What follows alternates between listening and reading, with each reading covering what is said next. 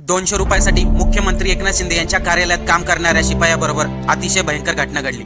अक्षय नार्वेकर वय वर्ष 30 हा मुख्यमंत्री शिंदे यांच्या कार्यालयामध्ये शिपाई म्हणून काम करत होता। 200 रुपयावरून याच्याबरोबर नेमकं काय घडलं हे पाहण्या अगोदर चॅनलवरती नवीन असेल तर सबस्क्राइब आणि फॉलो नक्की करा। ही सर्व भयंकर घटना ठाण्याच्या वागले एस्टेट परिसरामध्ये घडली। 30 वर्षीय अक्षय नार्वेकर हा रविवारी सायंकाळी चिकन घेण्यासाठी इम्रान खान याच्या दुकानावरती गेला। त्या ठिकाणी अक्षयने 200 रुपयाचे चिकन घेतले, पण त्यावेळेस त्याच्याकडे कॅश नव्हती, त्यामुळे तो इम्रान खानला म्हणला मी नंतर पैसे देतो।